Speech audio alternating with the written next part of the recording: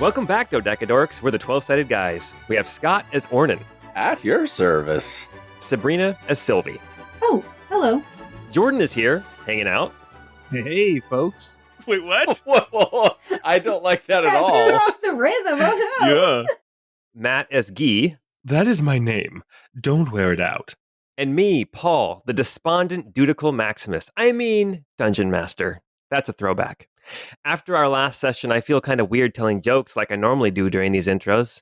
I mean, it was a super intense episode. I know that a lot of our listeners were on the edge of their seats. And with the actual in-game death of one of the player characters, I know that our listeners right now are very disappointed that we didn't get that TPK we've all been hoping for. I'm sorry, guys. I only got one. That's like 25%, which is an F. Oh, man. The Dudical Maximus rears his head again. Well, I could have been the dominatrix Morpheus, but Lawrence Fishburne in Lae'zel's underwear. That's right. That was the joke. Well, we already talked about it in our last episode of Your Neighbor's Potatoes. If you want to hear our thoughts, go check out Patreon and become a patron at the $5 tier. Or for a little bit more, you can see all the maps and battle maps as well as the tokens we've been using in our game. And for all of you that felt something during the tense and tender moments of our last episode, let me just say how glad we are to have put something out there that means something to so many people. We love you, we love this story, and thank you for coming along on this ride with us. Anyway, if you are putting all of your effort into Eris only to get to the end of Disc 1, then this podcast is for you. It's Chorus of the Forsaken, episode 53.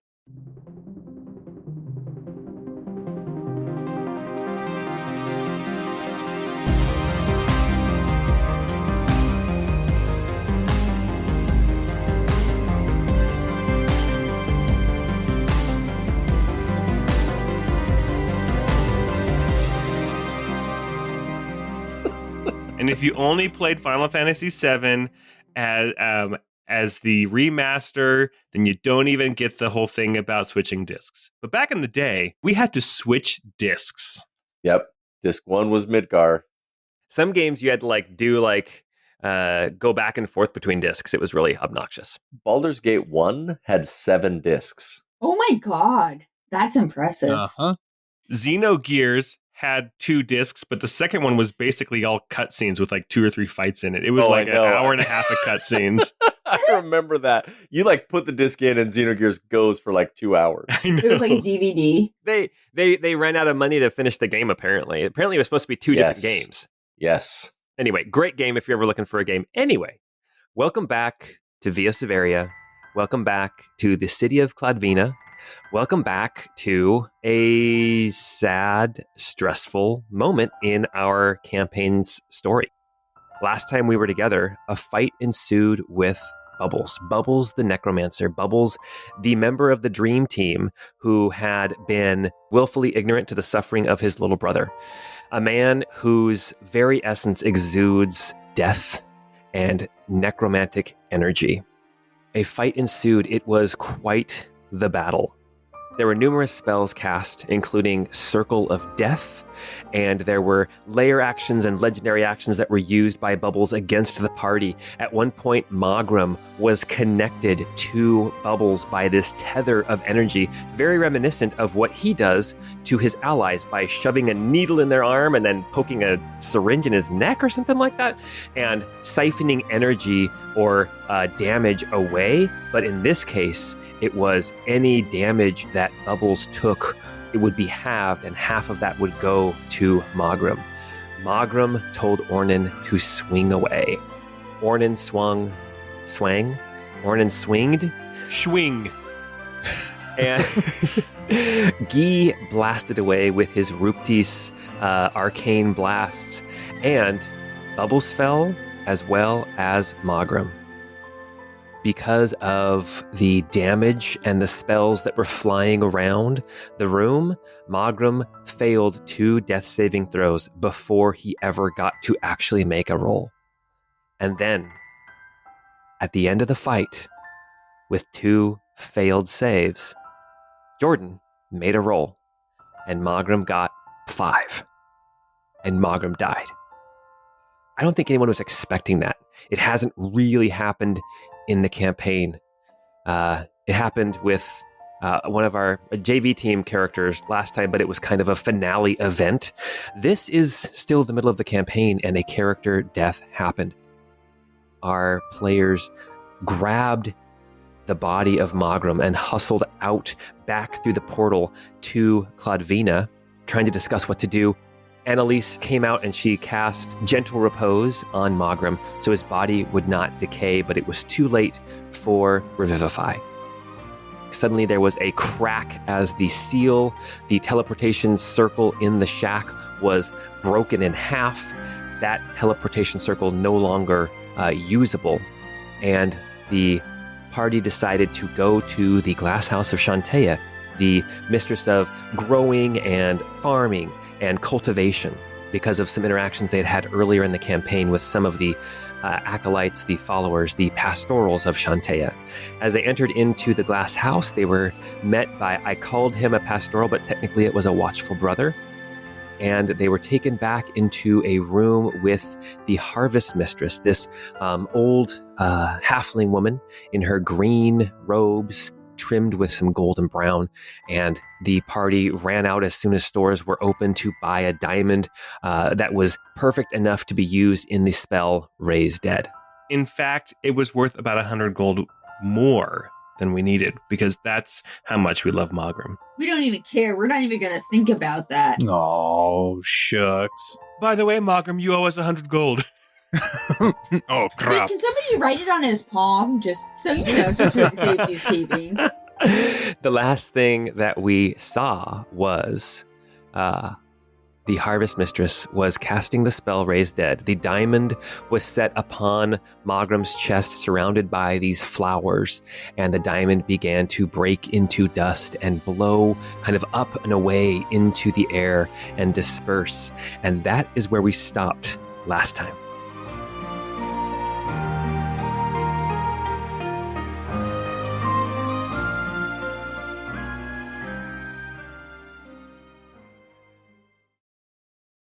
The clang of steel and metal, momentary flashes of heat, the sizzle and pop of arcane energy flying overhead, and pain, so much pain, then nothingness. The pain receded from Mogram, and dreadful numbness took hold. There was no pain, but there was no comfort either. There was just emptiness. The sound of the battle had faded, but it was not silent either. He did not feel the heat and thrum of magic anymore, but he was not cold. It was as though everything were turned off, neither hot nor cold, neither pain nor comfort, just emptiness. Mogram awoke, or seemed to awake, though his eyes hadn't been closed. Or had they? Everything seemed to swim in a void of gray, which slowly began to take shape. He stood in an open plain. Overhead was a gray, featureless sky, barely distinguishable from the gray and flat landscape. Mogram turned behind him to face the gates to a vast city, high walls stretching out beyond sight to either side, and the tops of some buildings just barely visible over the ramparts. "The City of Judgment," a voice seemed to say to him, crawling through the haze that was his mind. Remembering passages from Regina's book, Mogram slowly began to conclude that he was on the astral plane, specifically a place known as the Fugue Plane. This was a place where the dead would arrive before moving on their way, a sort of purgatory. The City of Judgment was the place where Kelemvor himself reigned. Kelemvor was neither good nor bad in the strictest sense. Having once been a mortal man, Kelemvor assumed the mantle of Lord of the Dead from Cyric after the latter went mad and released Kelemvor's soul from where it had long been imprisoned, inside a powerful sword called Godsbane. Kelemvor and Cyric battled, but the mad god was outmatched and, having lost his followers, outnumbered. Kelemvor assumed control. Cyric's City of Strife had been a horrific place, according to legends, a place of gruesome horror and anguish. By contrast, Kelemvor's City of Judgment was a place of indifference? No, not indifference, a place of waiting. This place was intentionally established to be a stopping point along the journey through eternity. Not intended to act as the judgment itself, it was meant to be neither good nor bad, neither pleasant nor unpleasant, much like Kelemvor himself. This place was simply the place where judgment was pronounced, and from this place the dead would travel to arrive at their destined fate. "Indeed, though some may dwell herein for a time," said a voice standing behind Moghrim, as though reading his very thoughts, or had he spoken those out loud? Moghrim turned to see a figure cloaked in dark gray robes, large, decorative sword sheathed on her back, approaching from the gray plain behind. "Greetings, petitioner. Welcome to the City of Judgment." She spoke directly, almost cold, though not insincere. Moghrim bowed slightly. "You are known to us faithful, Victor Moghrimsky. There are few on the prime material plane which worship Kelemvor, and all who do are known to us and are esteemed." She approached Moghrim and, taking him by the arm, began escorting him directly towards the gates of the city. "Where are you taking me?" Moghrim finally managed to ask, though the words felt and sounded wrong to him. "You are to be brought to the Crystal Spire immediately, a rare honor, as most may dwell here in the city for days awaiting judgment and an emissary from their god. You are fortunate in that your god is here already." The woman, a devotee and avatar of Kelemvor, known as the Faithful, marched Moghrim through the city past groups of petitioners in various states of prayer and supplication. The city was exceedingly dull and featureless, devoid of energy or life. This was the point, of course. Kelemvor did not engage in or delight in the torture of souls. He simply was the judge. He operated by law, a law which valued fairness and transparency. His city reflected this purpose. This was a place of utility, not meant to torture or reward its inhabitants in any way. Such actions were reserved for others. Kelemvor simply shepherded the dead to their appropriate plane of existence, as tied to their deeds and the deity whom they worshipped. These people, petitioners as they were known, were here simply to await their fate, whatever that may be. The female avatar of Kelemvor weaved through the city streets with Moghrim in tow, eventually arriving at a large translucent crystalline tower in the middle of the city. How much time passed, Moghrim had no clue. He had no frame of reference, and time seemed irrelevant in this place. To him, hours, perhaps days, were spent meandering the confined streets of the city, and yet his arrival at the spire felt like it arrived in a heartbeat. The doors to the Crystal Spire opened, and Moghrim was brought into the throne room before the very judgment seat of Kelemvor himself. Kelemvor stood before his throne, with his mighty sword of judgment before him, tip planted in the ground before him, his hands overlapping and resting comfortably on the large pommel which lined up with the middle of his chest. Much like his faithful, Kelemvor was adorned in simple dark gray robes, a cloak pulled over his face obscuring his eyes. The aura of power which radiated from him was unmistakable, though. This was certainly the Lord of the Dead. "Victor, your deeds and faith are known to us here.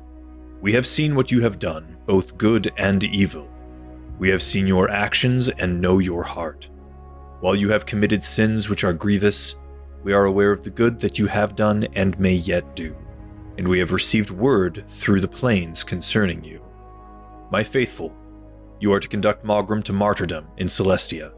There is one there that would speak for Victor, and who has petitioned myself, Kelemvor, Judge of the Dead, to permit him to travel across the plains."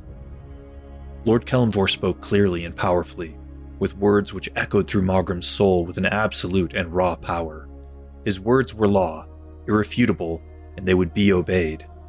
Without a moment's delay, Moghrim was turned and led out of the throne room of the Crystal Spire and again into the city streets of Judgment. "Martyrdom? I have no recollection of such a place," Moghrim thought as his escort pulled him onward. More time seemed to pass as he wound through the seemingly endless side streets and plazas, all filled with petitioners awaiting their judgment. Reaching the outskirts of the city, near the great outer wall, the female avatar of Kelemvor finally stopped.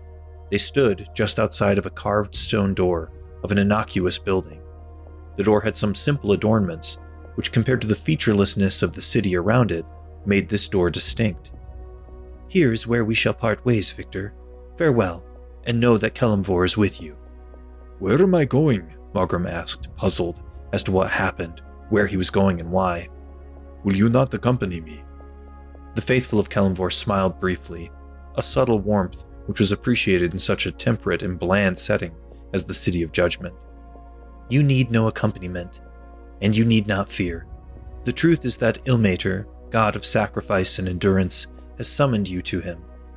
The request originated through Chauntea's faithful, but I believe Ilmater himself interjected on this matter and has asked for you first.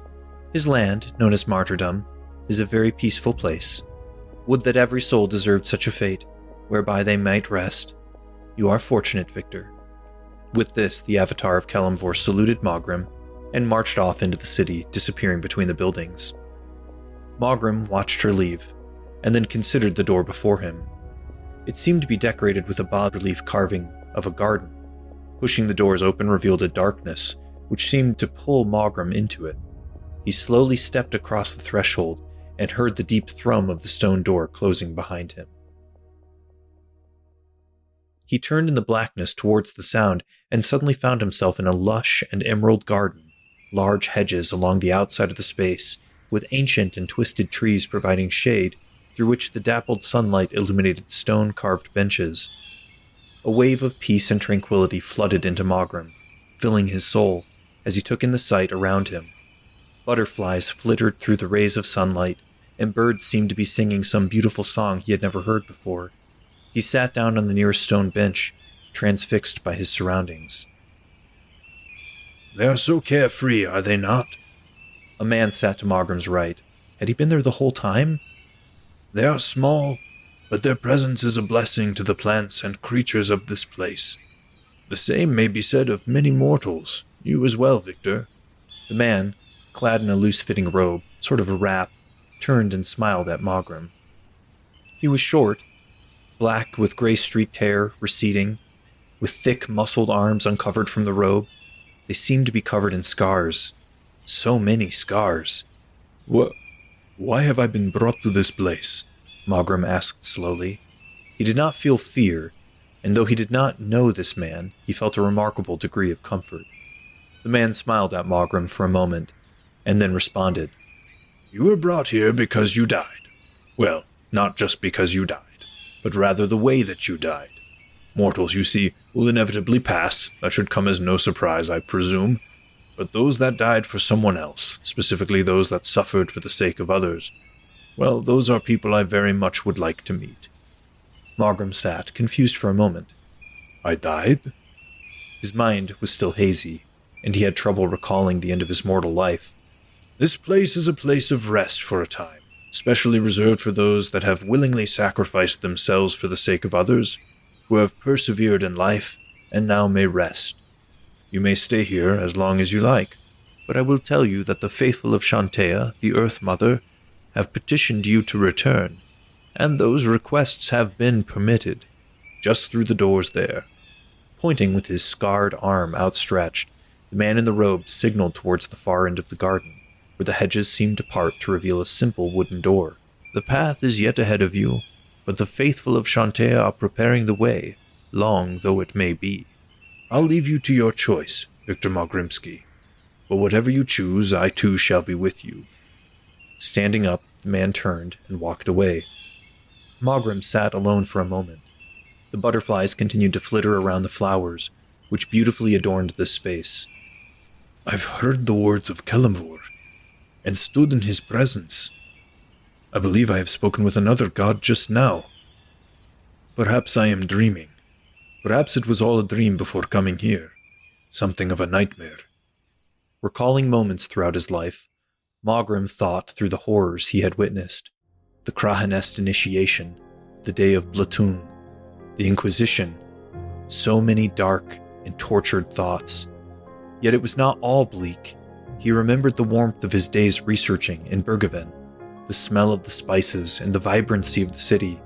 He recalled the feelings he had for Regina, the hours spent side by side, working and conversing, her laugh, and the way her hair would fall to the corner of her mouth. He then recalled his final hours in Berghaven, the horrible nightmare that had occurred. Perhaps that world is too dark and grim, and it would be better just to rest for a time. They say that returning to the prime material plane is quite challenging. Have not I struggled enough? Just as he thought that, though, his mind drifted to his companions. Though their time together had been brief, Mogram had felt alive again. He had felt hope, something that he had been devoid of for perhaps decades. Oh no, my companions! Mogram suddenly felt a wave of panic as he considered the situation he left his friends in.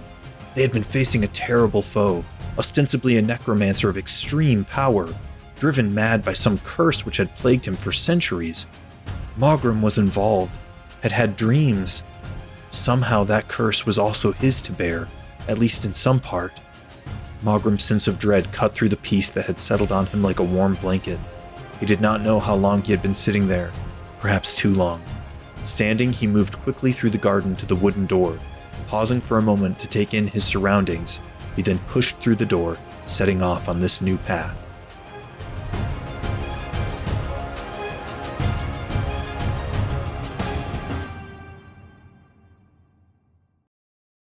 There will be more story to come, and more Jordan involved in it one way or another, so don't go getting too excited now.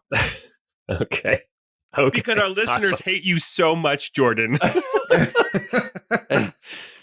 I'm really sad now. I know. Who am I gonna have like a homoerotic relationship with if you're not here? I know.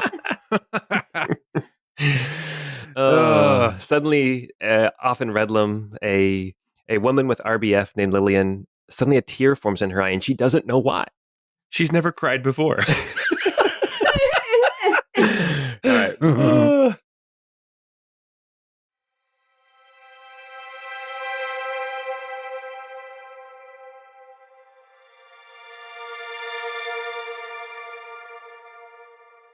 It should have worked. It may have worked. I don't know. This power is sometimes unpredictable. I think now what we need to do is we need to give it some time. Will he be okay? I don't think there was enough urine in that ritual. Is he breathing?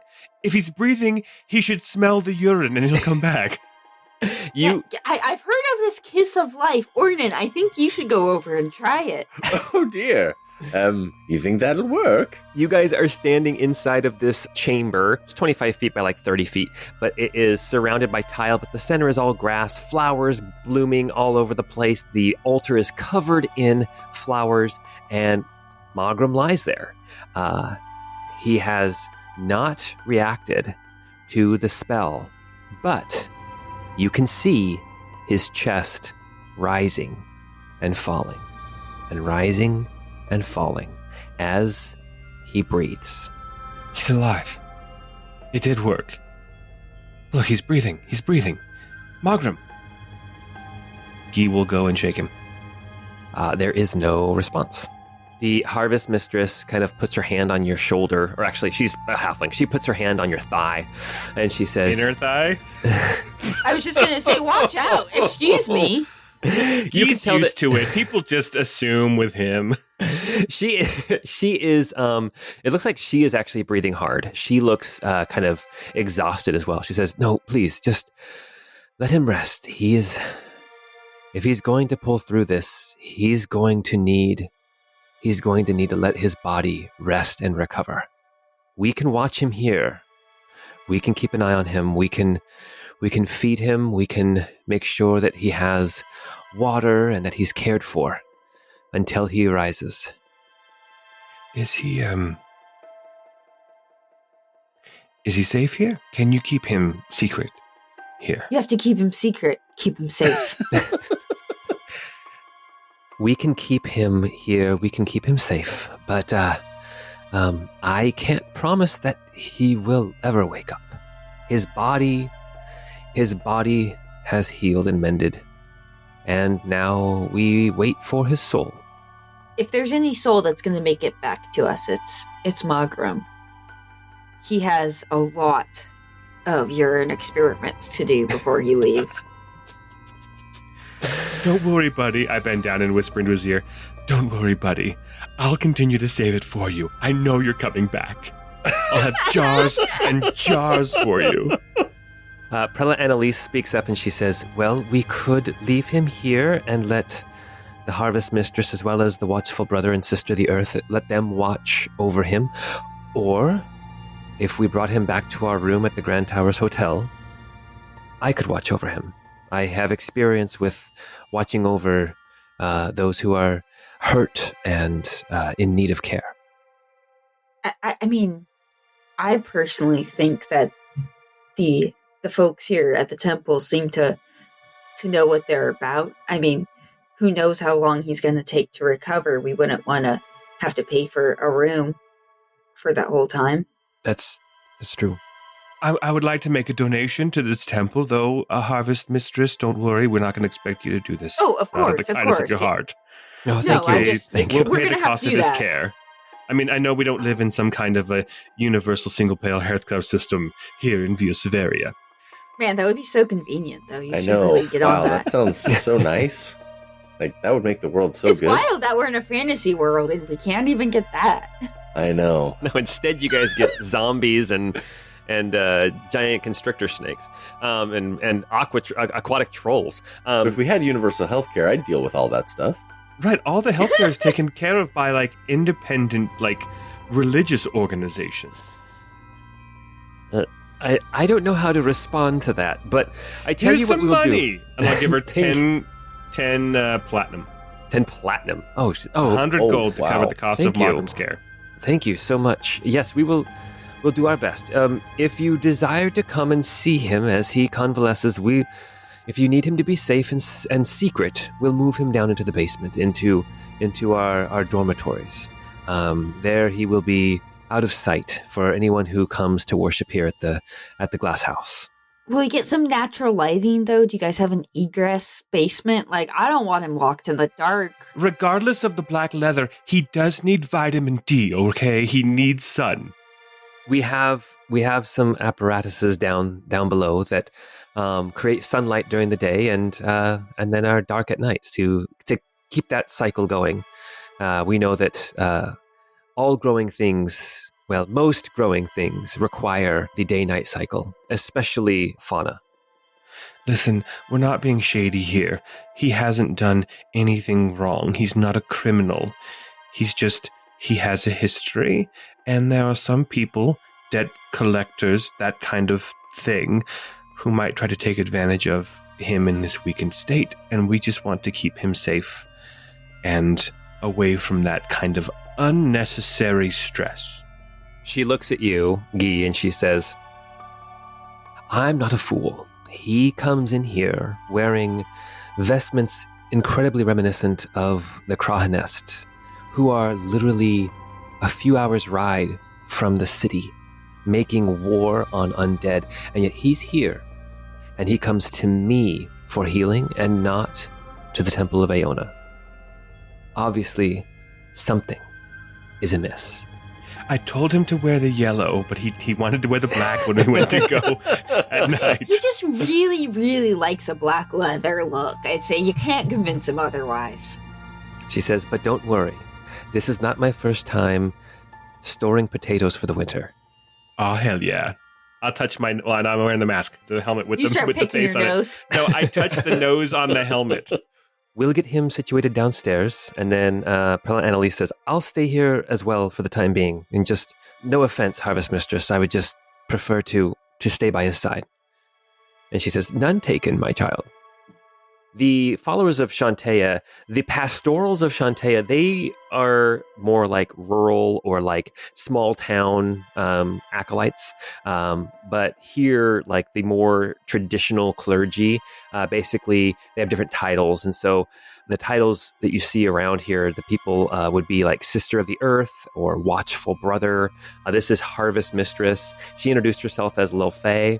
And I realized that Lil Faye sounds like Little Faye, and she's a halfling, and so it stuck. So she's Lil Faye. She sounds like a halfling rapper. More like Little Bay, am I right? Oh, yeah. So you see that a couple of these Watchful Brothers and a couple of these Sisters of the Earth, they come and they have like a stretcher, basically. They move Margram over onto the stretcher. They are very careful to make sure to pile the flowers back over his body. And Harvest Mistress Lil Faye says, the aroma should help with his healing.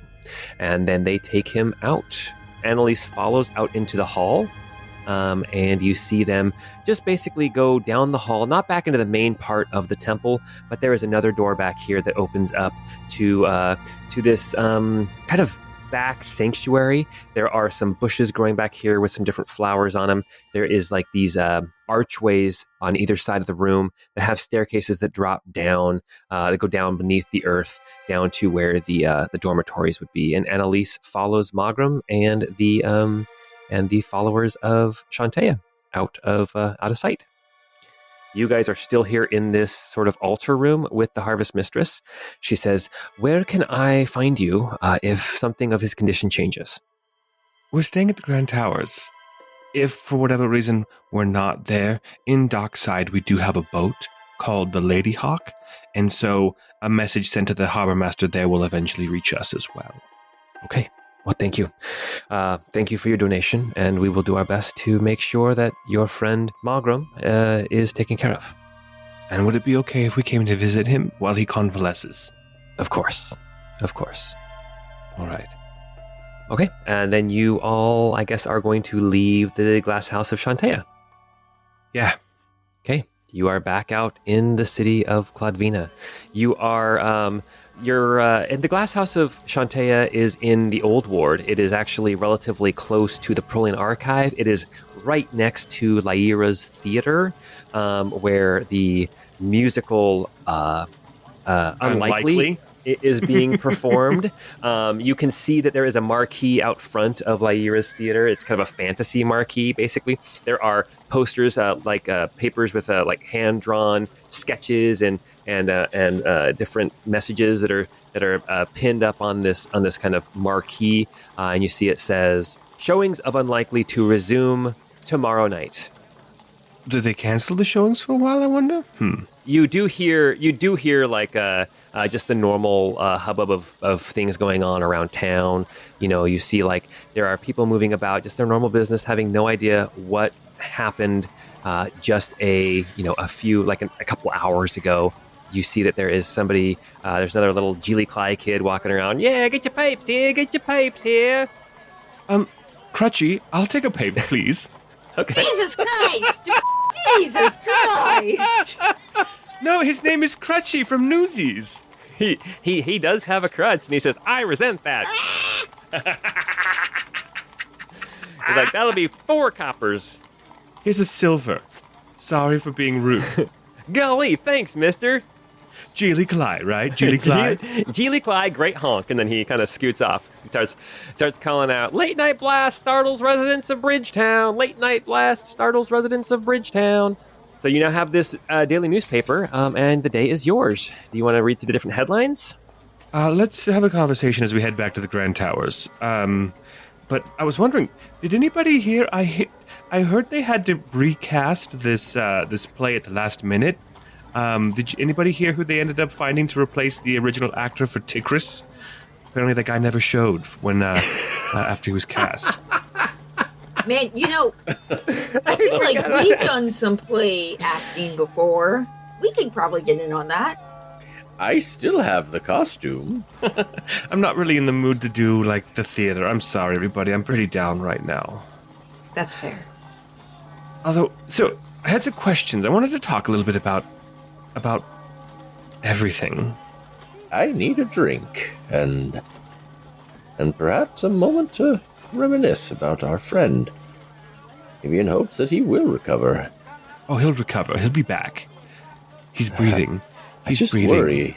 He's a follower of Kellamvor, and I don't know enough about their faith to see if they condone resurrection or not. Also, you realize that the last thing that you saw was the Hinky Punk draw out Magram's soul. Oh no. Oh no. Threw it out for safety, I'm sure. Has the Hinky Punk ever done anything sinister to one of us? You mean the Sovereign's hunger? All hail praise be.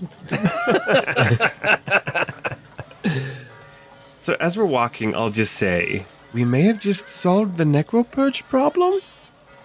I don't know. Maybe it is bigger than Bubbles. He had something else going though. There was something else.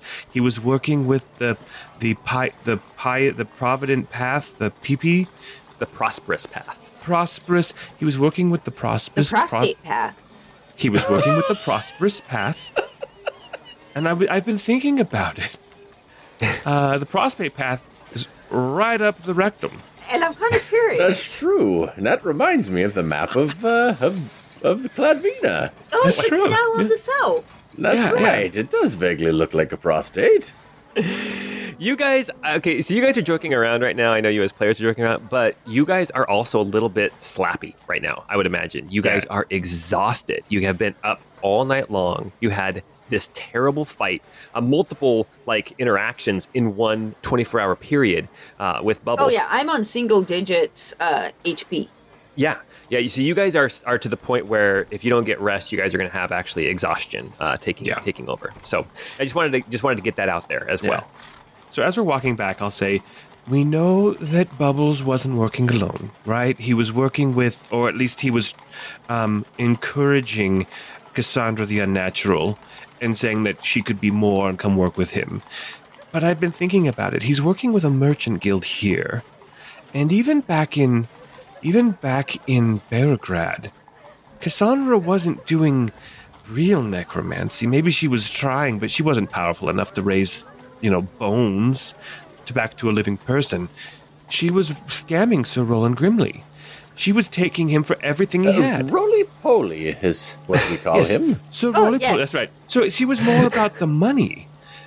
I wonder, and here Bubbles was working with the Merchant Guild, as Paul explained, the fantasy version of the East India Company, right? So if there's going to be slavery and banana republics being set up and everything, it's going to be this prosperous path that's involved with it. Well, that could be a connection to what was the trader in that town? Peter? Peter.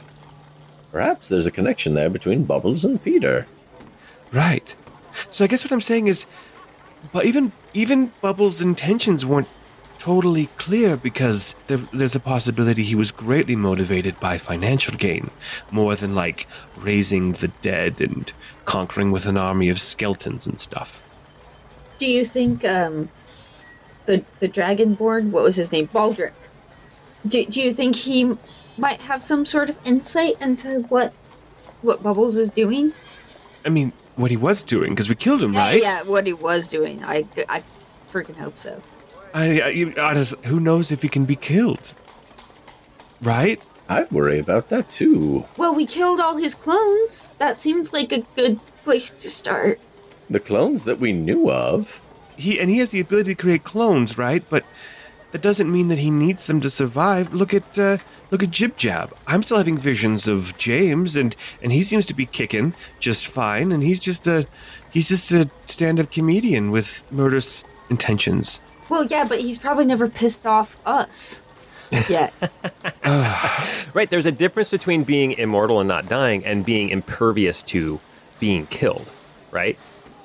I just hope the next time we dream, I see the little birdhouse in the sky. Oh, I hope so. I really hope that for Jingles. It seemed to work, right? His body's the body that Bubbles had made for him stopped working. I just hope we didn't end up going right back to that skull wherever it is. Oh my god, that would be almost worse. Right? You would know that the skull was actually built into the construct. That Okay. the Okay. skull was Cool. actually surrounded by random bits of flesh, and it was the head of that construct. Okay. All right. So he probably didn't, but I just hope he's okay. Ornan, you let us know as soon as you have a dream if he's okay, all right? I will let you know. You guys are approaching the front of the Grand Towers Hotel. Oh, look, it's Mr. Vadir. Before we enter, I'm gonna stop off and pick up my hammer. I'll meet you all at the bar. All right. We may be asleep at the bar. I was gonna say, I don't know if I'm gonna make it. I'm snoozy. I'll probably get hammered and then head off to bed. I can carry you to bed if you need, Sylvie. And there is room service as well. Oh, maybe that's the right call. And technically, this is not Mr. Vadir at the front. Oh, yeah, this is Mr. Bell. Mr. No. Bell. Here is Mr. Bell. Oh my god! Yes. I love him. And Mr. Vadir is upstairs. All right. Okay. So Ornan, you're going to head off to Closton Cubby's Curios. Is anybody going to go with him? No, Ornan, we'll meet you up in the room. We're going to we'll have room service bring us something. All right. Something very hard. Thank you. I'll order a brick. As you guys are walking, Ornan, you veer off towards Closton Cubby's Curios, and Guy and Sylvie, you continue on to the Grand Towers Hotel. Ornan, you get to Closton Cubby's Curios first. So as you walk in, I made a map. Yay! And a token for Closton Cubby? I made a token for Closton Cubby. Yes, I did. Ding! Aw. Oh, what a handsome boy!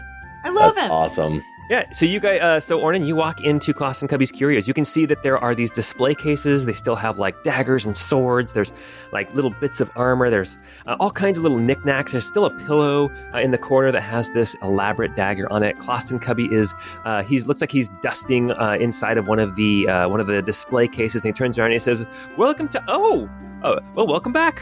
Oh, there. You're probably here for your hammer, aren't you?" I am indeed. Although I should have liked it last night, I ran afoul with some... it's a long story, but I'd like to see the hammer, if it's ready. Yes, if you'll just wait here.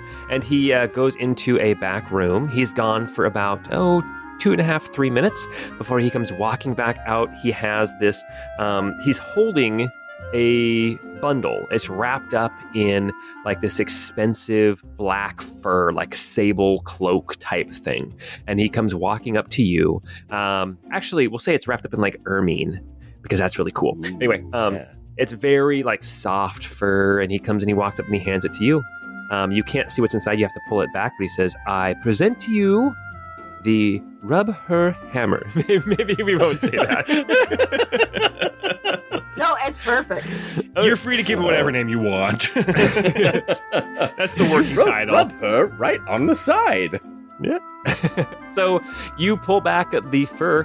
What does this warhammer look like, Ornan?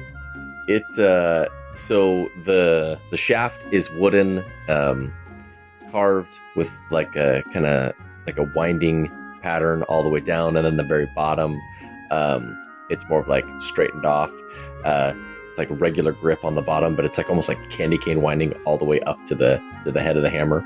The hammer itself is pretty simple. Looks like a massive mallet, and it just on the ends, the front end and the back end, it has some sigils carved into it that activate on impact. So basically the circular like front end and back end of the hammer on the flat side of it have carved into it the casting of Spare the Dying. Nice. And it activates when those parts are touched. Very cool. He says, "I hope it's all to your liking." Oh, I'm sure I'll find out soon enough. Well, don't forget, if you ever need anything more of the esoteric or the unique or the just flamboyantly expensive, then you know where to come. Closton Cubby's Curios. All right, it's a pleasure doing business, Mr. Closton Cubby. And maybe I'll see you around. Farewell. All right, Ornan, you leave. We are going to head back over to the Grand Towers Hotel with Sylvie and Guy. Sylvie and Guy, you approach the front of the Grand Towers Hotel. There is a butler standing out in front. He opens the door for you. "Welcome to the Grand Towers Hotel." He kind of looks you up and down as you are like, I don't know if Guy took any damage. Sylvie sure did. No, Guy looks great. He took damage earlier, but he's all healed up. Sylvia is going to roll with confidence and like kind of like hardly glance past this guy and say, "We've had a rough night, sir. Please send room service to the attending room." So funny. It's under Sally, no last name, because I'm too poor. I'm not too poor for this place. That's right. Oh, you're probably wondering about why I'm wearing my helmet, too. Well, anyway, I took a bath. He says, "Nope, not wondering at all." You guys go into the lobby of the Grand Towers Hotel. I want you both, as you enter in, to both make perception checks. All right. Guy rolled an 18. Nice. Nice. Are there frog people or are those turtle people? I love them. They look like they're from that old Jim Henson show, Dinosaurs. They're They turtles. do. Oh, They're not the man. mamas. Turtles. They're Oh, they're so Not the turtles. mama, not the mama. Okay. So, Sylvie, what did you get for your perception? That is a 9. Okay, fantastic. As you guys move in, Sylvie, you're kind of on autopilot. You're stumbling in. Guy, your eyes, you didn't get hit nearly as hard, I don't think, as Sylvie did in the battle. You were kind of able to take cover, and yeah, you were a sneaky little bitch. With your 18 perception, as you walk in, you notice the Grand Towers Hotel is busier today than it was yesterday. You have this newspaper in your hand. You haven't read it yet, but you walk in. Oh you start my looking. goodness, these cats are so cute. Wait, what cats? What? What am I missing? Look at the registration desk. Oh, They're amazing. Oh my You guys walk in and you see all That kinds of dress people. is so fancy. I know, I love Oh, it. she looks so great. You see all kinds of people. You see there is this. There are a whole bunch of rich people sitting in the bar. You see that maids and butlers are moving around, serving drinks and helping people with their bags. It looks like a lot of people are here in town. Just arrived today. You see that there is like this rich tiefling man speaking with this kind of middle-aged Asian woman. They're all dressed just in jewels and gems and high collars and flashy colors. You can see that there is, did I mention the turtle couple? They are super cute. They look a little bit they out are. of place. More like, hey, we saved up all our money for 3 years and we finally made it. We're going to have this vacation. It's our 20th anniversary. Yeah, Like exactly. Big City Greens or something. Yes. The husband has like a wide brim hat on. The wife is wearing just like a plain dress, but she has this like her fancy jewelry on, which is just like this one little pendant with a sapphire on it. she's beautiful. I love them so much. You see this tabaxi couple is checking in at the concierge desk, and they look like Morris the cat. they do look they do. Or Toonces the cat. They do look like Toonses, yes. Yeah, that name's taken in this campaign. That's right. That name's already taken, Paul. I'm just teasing. Well, as you walk in, there are some things that you do notice that are a little out of the ordinary. On the east side of the room, which would be kind of where the dining area is, you see that there is a Pythrian guard who is standing by one of the columns. He looks, quote, at attention, but he is at ease. So he is paying attention to the surroundings around him, but he is not like standing up rigid. And then standing next to a column on the other side of the entrance into the dining area, you see a religious warrior. You see somebody in similar armor that you've seen before. It is a kind of dark, smoky armor chased with gold. You see that instead of a helmet, she has like this almost nun's habit that comes right up out of the armor. You see an Aeonian warrior, probably a Dyrinian, who you have not seen one of these since Redlum, back in the market square, I think, is where you guys last encountered them, and that was actually the B side. You can see that the Pythrian guard, and the Dyrinian warrior are both keeping their attention around them, but they keep glancing back into the dining area. And with your 18 perception, you see at the back of the dining area, you see an old woman dressed in black and gold robes of what must be the archprelate of the Church of Aeona. She is having dinner with an old man who has a finely trimmed beard. He looks broad across the chest, like maybe at one point he was a warrior, but he is wearing very fine clothes. They seem to both be people of importance, and they are having like a late breakfast, early lunch, like a brunch, basically, together here in this kitchen. You are too far to hear anything that they are talking about, but probably even more interesting than all that, Guy, when you look to the east, you see somebody you recognize. You see a guard in not nation-specific livery, basically, like a militia man. You see similar colors to something you've seen back in Martin's Rest, who is lugging a chest, being helped with that by a butler in a white jacket with a black bow tie who slightly looks like Abraham Lincoln. Evil Bill Nye. You recognize the butler from Martin's Manor. It looks like they are. He and a guard are taking a chest full of clothing and stuff up these stairs. There are 4 towers that make up the Grand Towers Hotel. You guys get to your suite in the northwest tower, and these 2 are taking this chest up the southwest tower. But you guys kind of move on as you enter in. There's so many people. There's so much noise and everything. You see Jeeves, this butler, and this guard are moving away, and they are starting to climb the stairs and out of view. You are headed to your room? Is that where you're going? There's so much going on here. I don't want to go to my room yet. There's so many fun things going on here. There is a lot going on here. Okay, we need to go to our room now. We need to go there. They'll still be around. Okay. Hey, Sylvie, I think they might be here for the festival, the Feast of Sweets tournament, maybe? You see Mr. Vadir as you get up to the 3rd floor, outside of your suite. You see Mr. Vadir is out there. And he's like, welcome back. You weren't in over the night, so we're actually in the process of cleaning your rooms. But I'll let them know that you are back and that we'll finish up very shortly. And he goes over and he opens the door and goes on in, and he starts saying, "Yep, they're back. We need to please finish up very quickly." And you guys can come in. He's not trying to hide anything. Yeah, I'm just going to come and plop down on my couch. Yeah. He's like, well, now that you're back, is there anything that you would like? Would you care for some breakfast or maybe some lunch? Maybe a drink? How about a selection of meats and cheeses, a charcuterie board? A mimosa flight. Yes, a flight of mimosas. And bring something strong. Can we get a bottle of rye? Of course. That's strong, right? I don't know my alcohols. I don't know. It seems like it's brunch time. It seems like we should get a Bloody Mary sampler. Oh, yeah, yes. Some mimosas, some Bloody Marys, and some rye. We haven't gone to bed yet, so it seems weird to have brunch, but okay. Okay, yes, I will have somebody bring it up shortly. Girl, brunch is a state of mind, let me tell you what. Oh, wait, Mr. Vadir. Yes. Our companion, Danon, has she arrived yet? Why don't you, I believe that she's out on the balcony.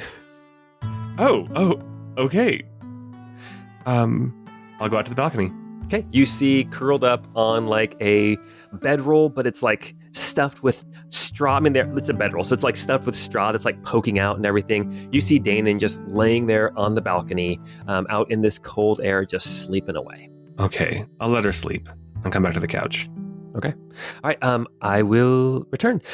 You see all the servants leave. You see there's a halfling maid. You see this butler leave. They were all like making your beds and like fresh linens, and you even see that some of your clothes have been folded up and hung back up in your closets, and the latrines have been scrubbed and all that. So as you guys sit, we're going to jump back to Ornan. Ornan, you arrive at the Grand Towers Hotel. You come into the lobby. I'm going to have you make a perception check as well. That is a 17. Okay. With your 17, we will skip past the stuff that everybody else already saw. You do take note of the Dyrenian for sure. You have not seen Jeeves because he has already moved past. But as you move up towards the concierge desk, you can actually hear, if you guys are going to the northwest tower to get to your room, just outside of the northeast tower, you can see that there is a group of 4 orcs. Torgal, who you recognize from yesterday, and his tuskers. But it appears, with your perception, you can hear raised voices. Why don't you make an insight check? All right. That's a 19. Okay. With your 19, you still can't hear the voices, but you definitely catch what is going on. You see the older orc, who must be Torgal. He's got like a grumpy face and everything. He's the one that you saw like down in the bar. He's the one you saw talking with other people and signing autographs the night before. You see that he is kind of sitting back, His body language is sort of like, yeah, I'll listen, whatever. He seems kind of dismissive of the other orc. One of the other orcs, he is this larger, broader orc, dressed in armor, also wearing a fur cloak, but obviously younger, who is got his finger in Torgal's face and is saying something in a language that I don't think you understand. You also see that there are two other orcs, two women. One of them is wearing more like a dress with a cloak. The other one is wearing leather armor and has a bow on her back. They are both kind of sitting back watching this argument between these other two orcs. And that is kind of what you gather as you pass by these two tabaxi who are getting checked in, and they're going, "Meow, can we get some extra catnip?" Yes, catnip for my lady.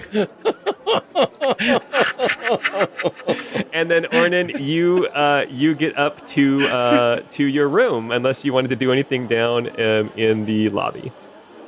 No, I think I would take note of that stuff, but Ornan's not in the headspace to have a conversation like that. He'd probably say something really uncharacteristically bad. All right. Well, then you arrive here on the third floor. You can see that Mr. Vadir is in the process of having a couple of other servants come up with these trays. You see a charcuterie board. You see like 3 different bottles. You see a couple different cups. That's not enough bottles, by the way. We'll need at least double. Oh, of course. And we will put it on your tab. Ah, thank you. They put it on kind of this coffee table in the middle of the sitting area, and you go on in, and then Mr. Vadir says, "Don't forget, if you need anything, just ring the bell." And then he leaves, closes the door behind him, and you are all here in the sitting room of Suite 302, just the 3 of you. So as I was saying, Sylvie, hi, Ornan. It looked like... yeah. Well, it's just us right and now. Tootses, by the way. And, yes, Tootses and Sally. As I was saying, hey, Ornan, as we were coming in, I happened to notice that the butler, one of the butlers from Martin's Rest, was here, accompanied by, looked like one of the local guards. I wonder who from the Martin family might have come here to Cladvina.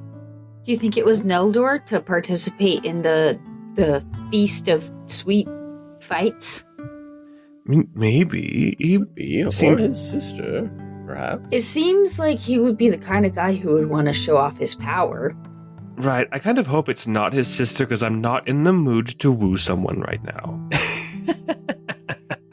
You guys would know time-wise. A beautiful woman. You can always get in the mood.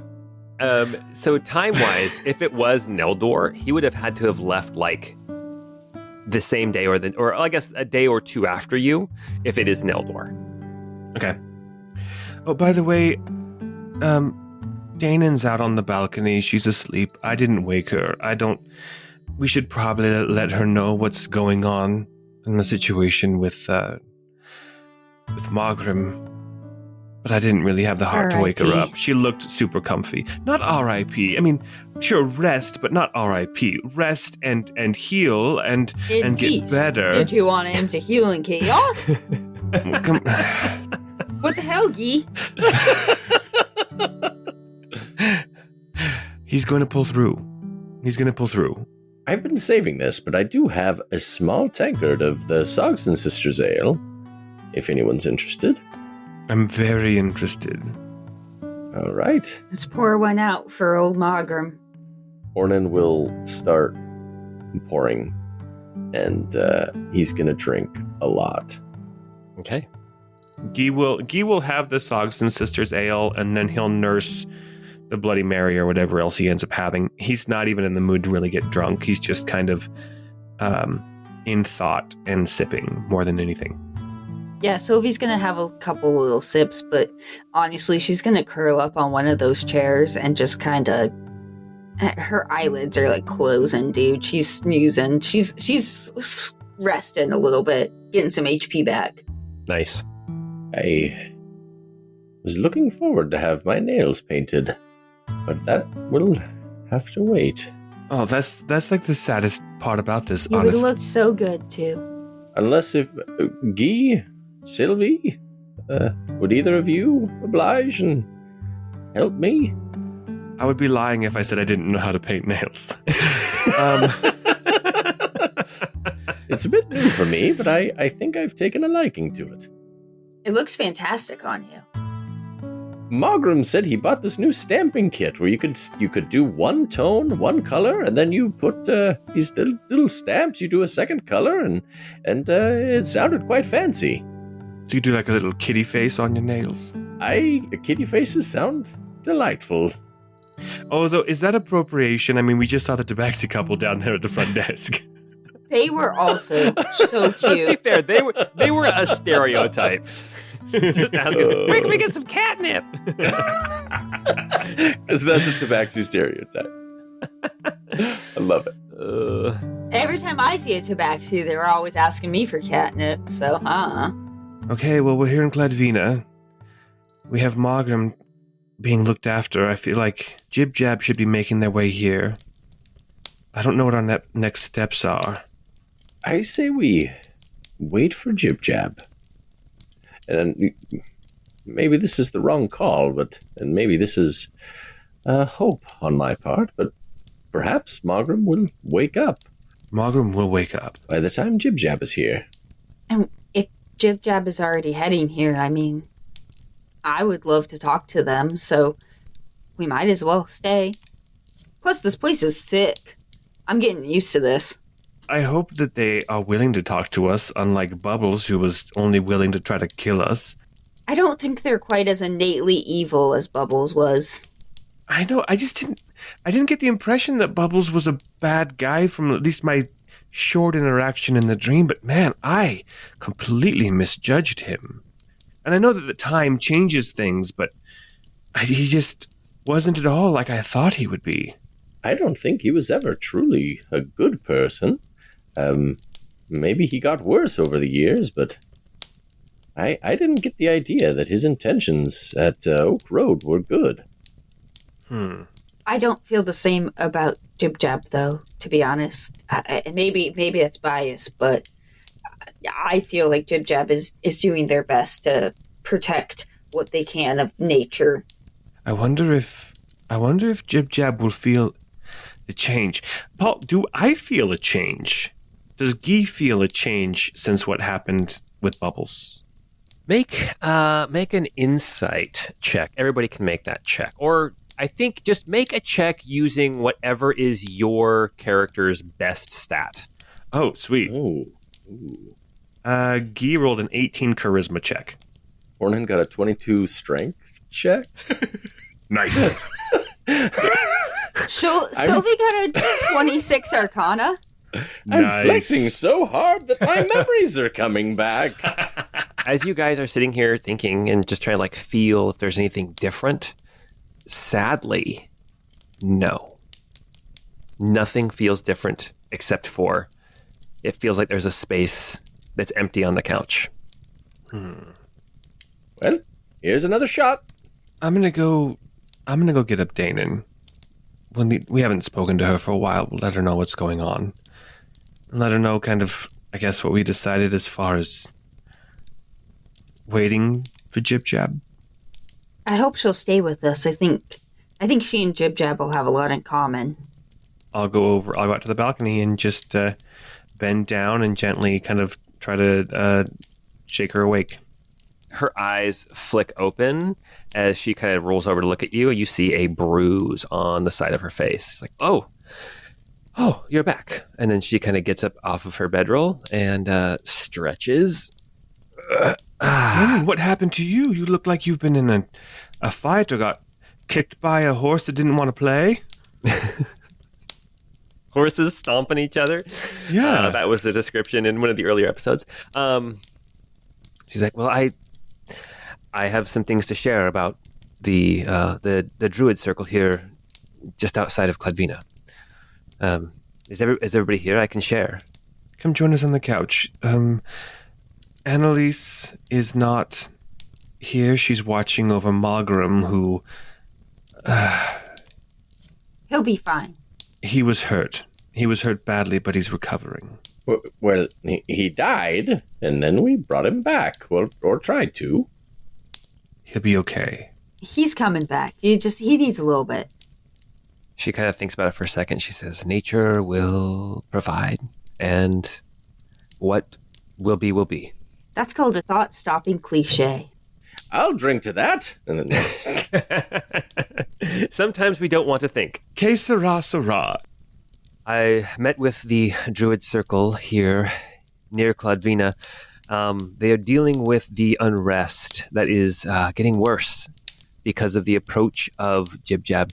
From what I can tell, Jib-Jab is very close at this point. But, and she kind of looks around the room at you guys, she says, something's different here than it was in Redlam. And I think we all felt it. Some kind of energy, some kind of sense that was different here, but now reports of dead, rotting animals that are rising up and have become unruly. So it's getting worse. It's not just the animals that are alive now, but it's also the ones that have passed on. And I fear it's only going to get worse. Dana, did they mention how recently this necromancy has begun? So the necromancy has been the issue all along, but the animals rising up, as well as the increased ferocity in the animals in the area, has increased dramatically over just the last 3 or 4 days. Interesting. Well, we went in search of Bubbles, who we assumed was the source of the undeath in the area, and we found him, and he attacked us, and we survived, and we went and found his sanctum, and did battle with him. and we popped his bubble. We did. We popped his bubble. Mm-hmm. Not sure it's going to last, though. We don't feel like anything is different, and maybe it just takes a while for the change. But I think, fingers crossed, Bubbles' influence may start to fade here. But then again, we don't know if the Dream Team is even capable of dying, truly. Well, we should know soon if the phenomenon that's occurring becomes more of a something that we've seen back in Redlam. Then that would tell us that Bubbles' influence is fading. But as for now, it is becoming more and more treacherous outside the city. And I fear soon inside the city as well. Obviously, we need to stick around because Mogram is healing, and we do want to speak with Jib-Jab. I wonder if there's a way we could head them off at the pass before they get clear into the city. Would Jib-Jab go into the city? They might try to find that druid circle, though. Yeah, they came really close to Redlam. Yes. That's true, but they were hiding outside the city. Where is the Druid Grove located here in Cladvina? It's to the north, so you leave the city and you have to travel through the bogs, and it's about a 3 or 4 hour walk to get to the grove. So it is relatively close, but not as close as Redlam's. Okay. So it's possible. I don't know. We all need sleep. Danon, I hope you had a good sleep out on the balcony, but the rest of us, we've been up all night. She says, I just got back just a few hours ago, so I'm actually pretty tired as well, but if we need sleep, then we all need sleep. So I will go back out and sleep on my mat, and then we can, when our heads are fresher, we can decide what to do. All right, that sounds like a okay plan. Ornan, are you drunk enough yet to go to sleep? No, I'll still have a few. There's a song by the Police that keeps coming to my mind. It's the bed's too big without you. I was going to share my bed with Mogram tonight. Oh. I thought you were going to say, giant steps is what you take walking on the moon. And I was like, what does that have to do with anything, another Ornan? good one. You're drunk. Go to bed. Sorry. Oh my gosh. Hey, everybody. I hope my leg don't break walking on the moon. Good night. And Guy's going to go into his room and just close the door and lay on the bed. All right. Sounds good. What's everybody else doing? I mean, honestly, Sylvie's half asleep on this armchair, but seeing Guy leaves, she will stumble to the bedroom and crash. Okay. Ornan's gonna stay drinking and probably fall asleep in the chair eventually. Classic dad move. It'll be a while yet. Just a reminder, Paul, I only need 4 hours, so I was going to take the other 4 hours to take a look at the spell book and the necrostaff. So for you guys all kind of do your thing. You find comfortable positions. It does not take long for your bodies to just be overcome with fatigue. And you all fall asleep, beginning a long rest. Guy, as you are sleeping or trancing, as you're just resting your eyes in this room, kind of pondering all the things that have happened, you're thinking about Bubbles and the room, the lab, the dark energies, the black curtains, the sigil on the floor. You see the view from the balcony out over the forest. You can see in the distance there's a road, and suddenly you see a figure walking on the road. No, wait, no, you are walking along this road. Is it on the moon? You're walking along. Am I taking giant steps? No, you're actually taking tiny steps. Whistling happily, skipping along. This isn't the moon. You're very, very pleased with yourself at your recent performances. You've been doing such a good job. Like, it's just been going really, really well. Suddenly, the sun is covered by clouds. You look up just as rain begins to fall and hit your cheeks.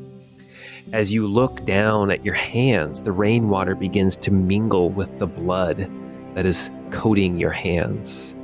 Suddenly, realization and clarity pierces James's mind. His hands shake. His face gapes in sheer horror. He begins to wail and cry, realizing what he had done, running as fast as his legs will carry him through puddles, past farm fields freshly harvested, the rain continuing to soak him to the bone.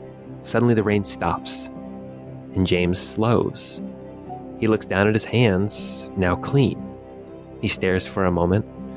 Then a smile broadens across his face. Nothing like a little rain to wash away the road weariness, he says to himself as he whistles and skips down the lane, past a sign that reads, West to Verlina, 80 miles. Vralina. Vralina. Vralina. VR? Vralina. Okay. Sylvie, you've wandered back to your bedroom. You flop down on the blankets. You don't even really take the time to pull blankets on you. You are gone. You are exhausted. And suddenly you look behind you and you can see shapes moving through the woods. No, you're in your bedroom. No, you're out in the swamp, in the bogs. You look behind you and you see these shambling shapes of abominations that have been following you. Rotting deer fighting against long dead wolves. A shriveled husk of a bear attempts to roar, but all that comes out is a ragged wheeze as vocal cords and lungs strain to move. Looking back to the east across the lake at the huge city, Jib Jab knows that they're in the right place. In there somewhere is their old ally Bubbles. Maybe together they can find answers and just maybe a final cure for this curse. LOL, oops. Ornan, you feel the bottle in your hand begin to get heavy. It's empty now, and it slides out from between your fingers as your eyes close, as rest overtakes you. Suddenly you open your eyes, but your eyes never really closed. They never close. They never have closed. I mean, not for a very, very, very long time. You look around yourself. You move your head. What a great feeling to be able to finally move your head. Even if you are in this strange, dark, damp room. You look around. You see pillars holding up the ceiling. You see crypts and holes on the wall holding long dead bones. You don't care. You can move. You're actually strangely content now that you can move this incorporeal form that you have taken. You, Jingles, you sense other forms and spirits around you, but they're like a hint of a form, a whisper of a noise. And Jingles, you're all alone. Whirling around, you don't care. You have control back, and it's the most wonderful feeling you can remember, even though you know you cannot leave this space. You can move in here, in this underground crypt, beneath the Temple of Kelemvor in Oak Road. Suddenly, Jingles, you feel a presence. Hello? Is anyone there? A voice responds back somewhere between a low reverberating hum and the hiss of air escaping a dying man's last breath. Only you, Jingles, so far. You are the first. Welcome home. Oh, man.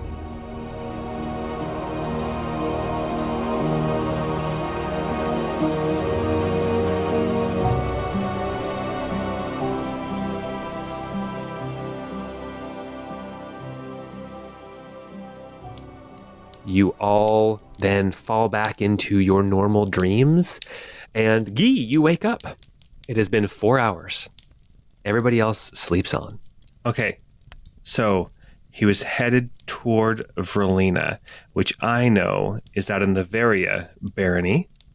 I also know that it's close to Diona's Bridge, which is the place that Guy was interested in finding out about from the librarian way back in Redlum that has a connection to his book and the Covington family and Draven Heartwood. You would know that 80 miles, if it's west to Verlina 80 miles, more than likely the city that James was performing in was a city called Vilhall, and it's in the Marches, the end of Via Severia. There is a road that continues on into Drakeholm, which is the Dwarven Kingdom further to the east, but Vilhall is like as far east as you can get and still be in Via Severia. So, more than likely, on the very eastern edge of Varia. So we're thinking probably 4 days of travel, three to 4 days of travel, he'll be in Verlina. Yes. And after that, if he continues on the road, it'd be another four days or so to Diona's Bridge. Or if he heads north, he'd be heading toward Vekgard, but that's a much longer trip. Yep. So, yeah. But you have a rough estimate of where he is currently. So you've got 4 hours now. So what is it you want to do? Read your newspaper? I would let everybody else sleep. Yeah, I'll take a... So here's the three things that I want to do, Paul. Okay. Part 1, I want to read the newspaper. Okay. Part 2, I want to take a look at this necro staff. Okay. Cast Identify on it. Get a feel for it to see if I think it might be cursed. Mm-hmm. Or come up with a plan for if it is cursed, how I can test it out and then get and let my friends know to immediately decurse me if it needs to happen. And then the third one would be I want to take a look at the spell book, Bubbles spell book that we picked up. Yeah, you picked up 2 of them, actually. Oh, that's right. 2 spell books. Yeah.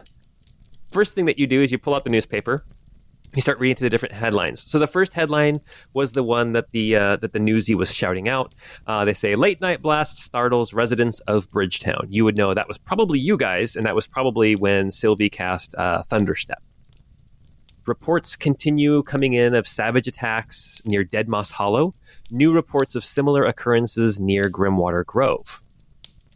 Reigning champions Torgal's Tuskers arrive in Cladvina 1 day ahead of the beginning of the Feast of Sweets tournament, just in time for the Feast of Sweets Sweets Feast tonight at Grand Towers Ballroom. Wait, can you read that one again? It was a lot of Feast of Sweets feats. Exactly. This is a new tongue twister. My feet are running towards the sweet feast at Feet Sweets. Reigning champions Torgal's Tuskers arrive in Cladvina 1 day ahead of the beginning of the Feast of Sweets tournament, just in time for the Feast of Sweets feast tonight at Grand Towers Ballroom. Okay. Count Romuald Orzel authorizes soldiers of the Ram's Head Guild to begin patrolling Dockside and the Old Ward after rising reports of wandering dead within the city. Influx of Krahanest wounded expected as Necropurge intensifies. Those are the headlines. Okay.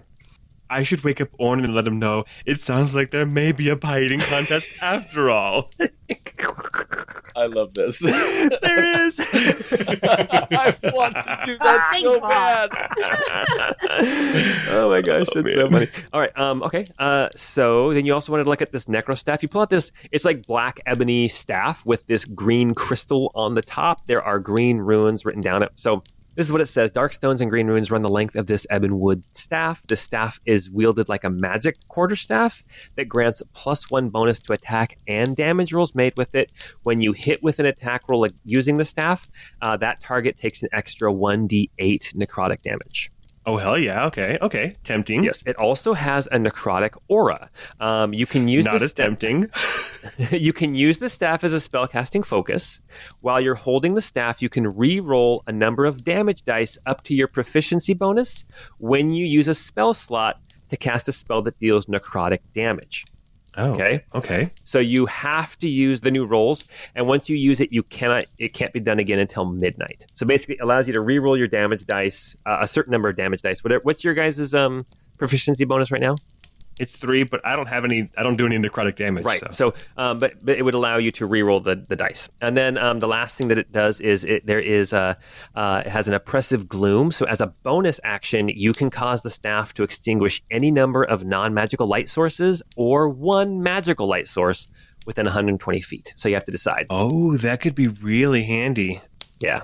This is a really good staff. Yeah, you guys are level 8 now. So, and Bubbles was no pushover. And he wasn't even using this. I wonder why this was set aside and he used something else. Maybe what he had was even better. Maybe because he didn't have attunement slots. Did we search the body? You did not search the body. You left his body. No. We're very busy. Very busy. beavers. Oh, God. Jeez. Oh, that's We so were funny. hauling out a body. Yes. That's true. Okay, I don't feel as bad. Okay. We forgot to search Mogram's body, too. All right, so then the last thing that you have are these 2 spellbooks. So as you start looking through them, you see that they are full of necromancy spells. Ray of Sickness, Ray of Enfeeblement, Animate Dead, Bestow Curse, Speak with Dead, Summon Undead, Blight, and Dance Macabre. All right, none of those spells work for me. I'll just give them to Sylvie. Awesome. By the time you finish with that, everybody else is waking up. It is now roughly like 4 o'clock in the afternoon. Sylvie, you come out of your room. You see that Ornan is just kind of stirring as he snoozes in this leather back chair. Well, at least he's comfortable. And then Sylvie will go just kind of adjust the recliner so it springs back up on him. Okay, hey Sylvie, here's some books with some spells that you can use that seem to be pretty heavy on the necromancy side of things, but there could be some useful things in there like Speak with Dead and Dance Macabre. Oh, well, don't tell Annalise. I don't think she'd like that, but I'll definitely keep it.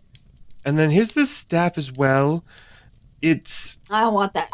It's tempting to... Maybe I'll just go to that cubbyhole curio. Glass and Cubby's Curios. Yes, maybe I'll just go take this to Class and Cubby's Curios and see if we can get some money for it.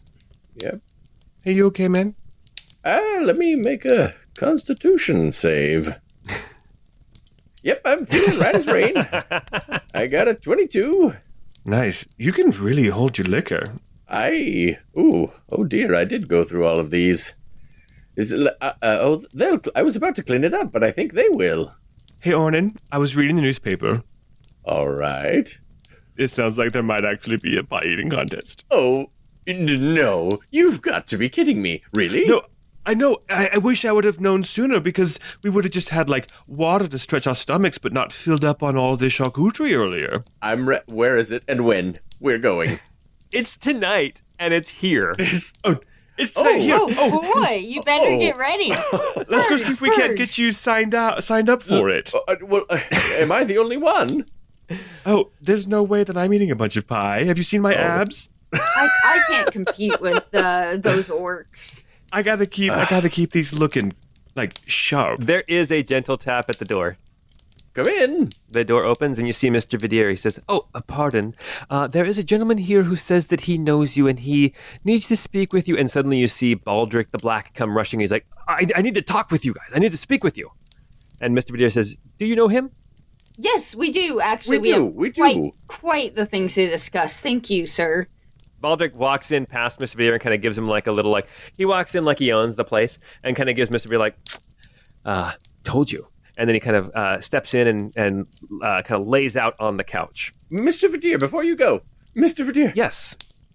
There's a pie eating contest? Oh, yes. Tonight is the Feast of Sweets Feast, which is a banquet that is held tonight in the ballroom. And you already have rooms here, so it comes with a ticket. So you're all guests. Although he looks at you and he says, the dress is formal. We literally just woke up. We're working on it. I'm just saying the things I've seen you wearing so far. Hey, if it was up to me. Point of order. Guy is dressed super sharp. He would have put on when he woke up. He would have put on another one of the fancy clothes that he got from the Ravenstone clan. I mean, he's looking at Ornan, who's just still passed out in his splint armor. There's like beer stains all over his clothes. He just looks a wreck. Can you sign me up for the contest? It's like, you need a team of 4. Oh no. For the pie eating contest? Yes. Ornan makes pouty eyes at Guy and Sylvie. Hey, Baldric, do you like pie? Do you want to take my spot? I don't think he needs to take your spot. We need a 4th. Hey, Danon, I hope you're hungry. I could go for some pie. As she kind of goes and sits on the couch next to Baldric. I'll make sure to sign up Suite 302 for the pie eating contest. Do you have a team name? Sometimes people like to make clever names for themselves. What about 2 pie for a white guy? There you go. Now you're cooking.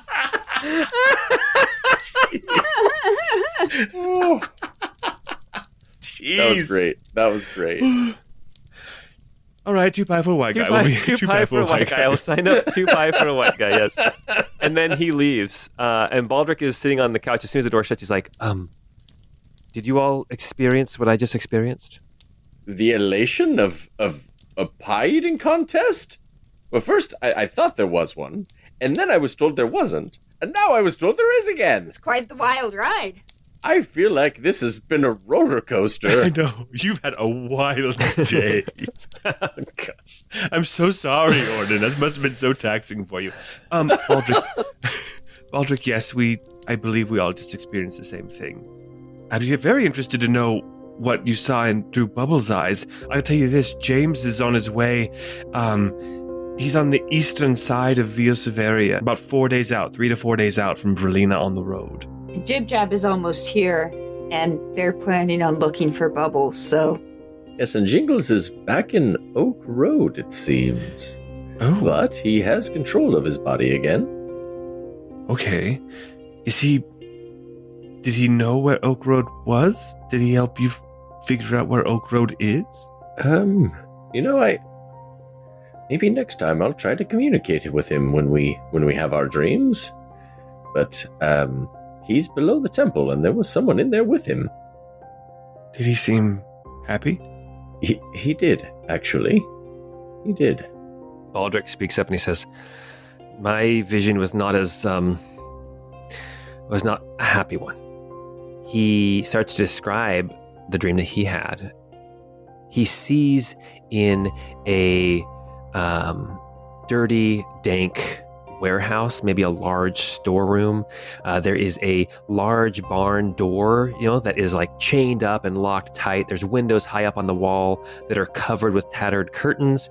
Bubbles turns back and looks at one solitary urn that has cracked and broken, and there is amniotic fluid all over the floor, And Bubbles looks down at his arms and hands, and he sees he is coated in it as this, his last surviving clone jar. He turns and he looks at the floor here in this warehouse, at the sigil that has been drawn on the floor, complete with skull, rib cage and pelvis, legs, arms. And he gets down on his hands and knees and begins scrubbing away this sigil of protection that was minimizing his impact on Cladvina and Pythria. So he's still here. Baldric describes it. He says, it was not the lab, not the fortress that we were just in. This was mundane. This was like, maybe he had taken one of his clone jars, his urns, and tucked it away in somebody's storage shed or something. It was... Like in the Prosperous Path?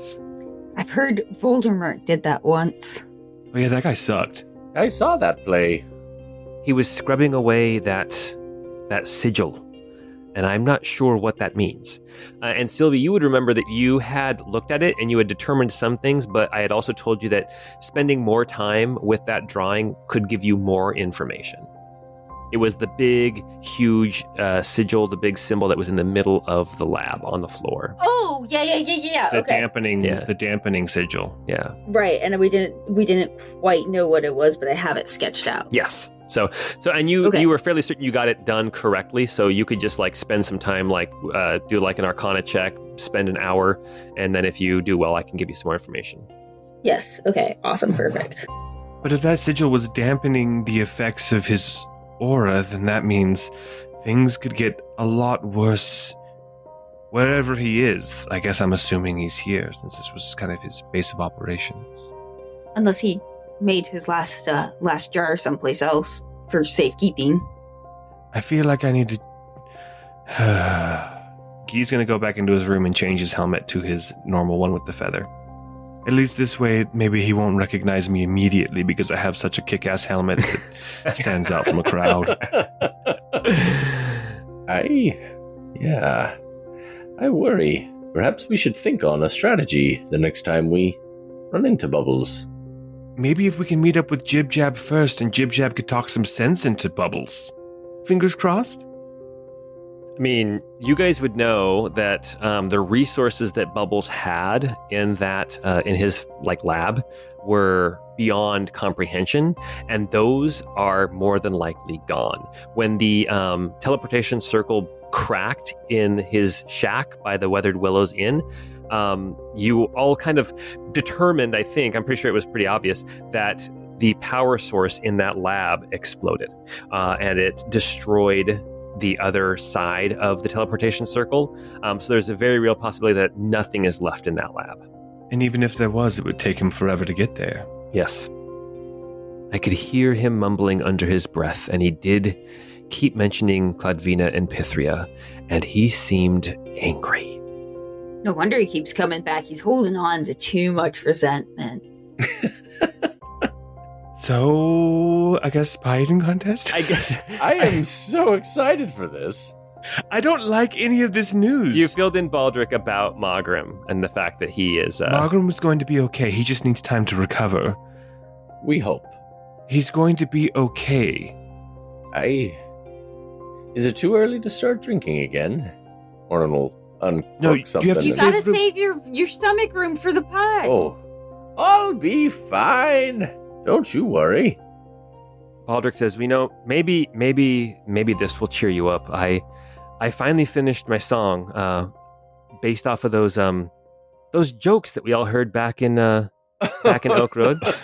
Jeez. And he pulls out his lute and he starts to play.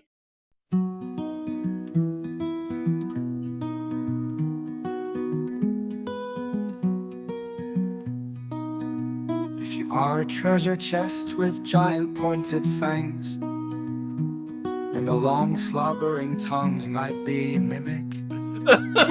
People wonder what you hidden in you. This kind of sounds like Iron and Wine. It is exactly like type is inside them. If your entire diet consists of imperceptive people, lick your lips and all they say is mahogany. If you've Not gonna lie, this is a never had banger, key Paul. get stuck in I your love it. navel, A key? or a lockpick, or a bobby pin, you might be a mimic. Oh my Oh, dude, this is god. awesome. Great, Joe.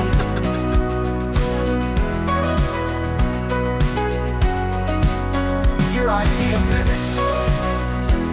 Oh man, This is amazing. this is really good.